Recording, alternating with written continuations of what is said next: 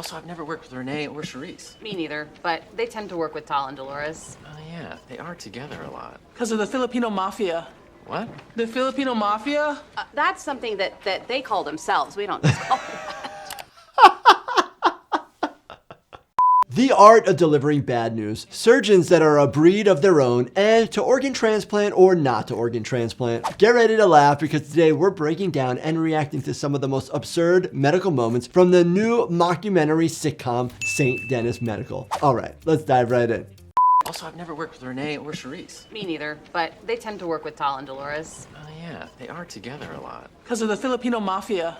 What? The Filipino mafia? That's something that they call themselves. We don't just call them that.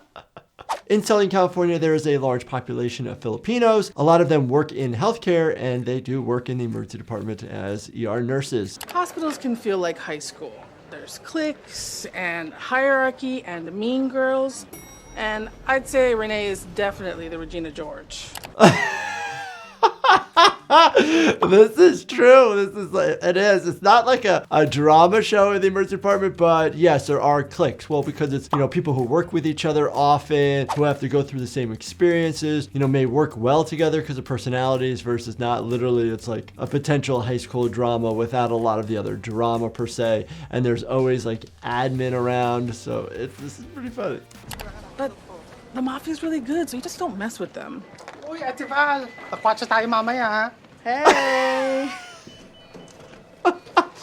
I'm not Filipino. He just assumed, and it's kind of nice. Tagalog is the language that Filipinos speak, and they do speak it to each other in the hospitals. You really have to know the language, so I'm at a loss at times when they're talking to each other, and I kid with them, and I'm like, hey, what are you guys saying? Let me know. I never realized you put them together because they're Filipino. No, that's not. No. Oh, are they not Filipino? Yeah, no, they are. Just please stop saying that word. Wait, is it a slur? I've just been going around saying...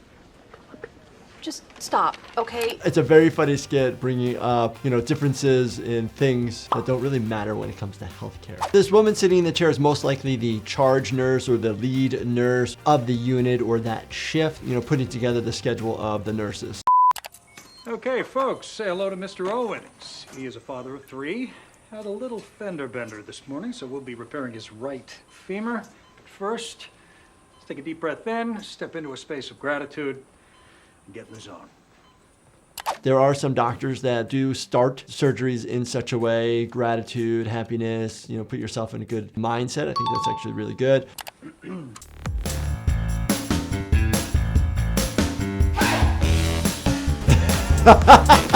Yes.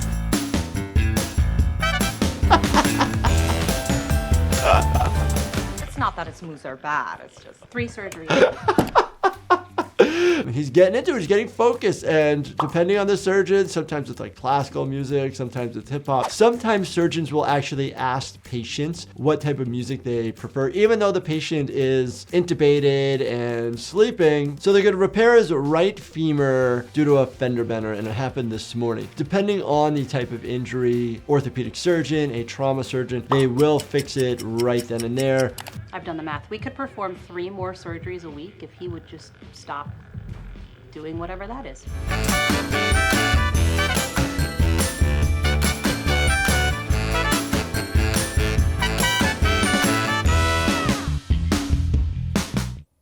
So if he touched the floor or got close to the floor, the gown touched the floor, he'd probably need to rescrub. But the staff brings up the fact that he is wasting time because he's having a little bit of fun. Now, it is a catch-22. Okay, could the surgeon potentially be more efficient? Maybe. But then there's the other side of being a human and needing to be able to release, needing to take a little bit of time for yourself so that you can focus and be your best self and your best surgeon to a patient.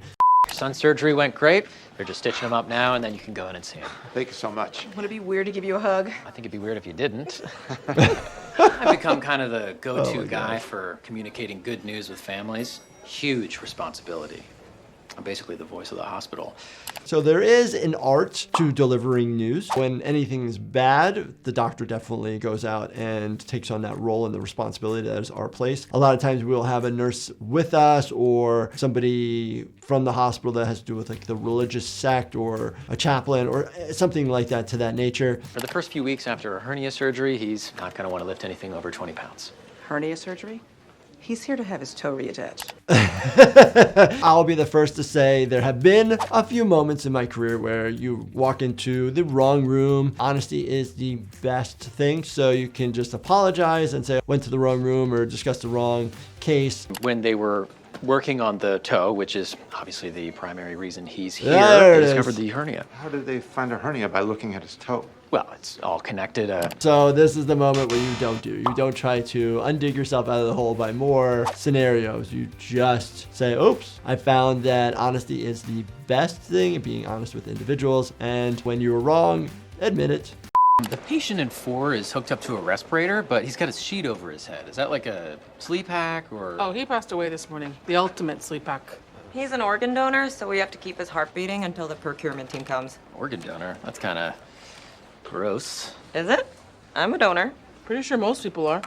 When somebody is in organ donation, they're typically not continued to be on the respirator. There's got to be a different scenario here because just hearing this didn't make any sense. They're on the respirator, so we're breathing for them, and their heart is still beating, so things are going on. Most people, really. Yeah, kind of weird not to be one. Organ donation is frowned upon where I'm from, but I think I need to reconsider because I have people here thinking I'm weird. It's a personal choice of organ donation. There are many different factors that are involved. And even if you are an organ donor, it doesn't necessarily mean that everything is usable if you pass away. You don't want the girl you like, you don't want a woman who you work with professionally to think that you're weird. There are always potential relationships in the hospital, in your own department. Very much frowned upon. I wouldn't do it. I don't recommend it. It's not necessarily a conflict of interest per se. Sometimes you have to divulge that information to the human resources department of your hospital. See, I think the whole idea of upselling patients on medical procedures is kind of gross. I mean, like really gross. It's just not the kind of thing I'd usually... Did you see Paige and Dakota teamed up? Yeah, I was just talking to you. I high-key want those statistics. Interesting. I don't understand what they're trying to upsell. When somebody either has a procedure or something to do, it's just offered the different procedures and you're giving the risks and the benefits of all of them. And it's in your control of if you want something or not. What if you and I team up and if either of us wins, we split the tickets? Oh, yeah, because then we'd have them, you know, like the two of us together. Let's do it. So sometimes there is incentives that are given in emergency departments. I know in different places that I've worked, there's incentives of like speed, getting people in and out faster, but it all has to do with patient care, not trying to sell them on anything. Totally inappropriate. Just seeing here that you haven't had a colonoscopy since ever. That can't be right, can it?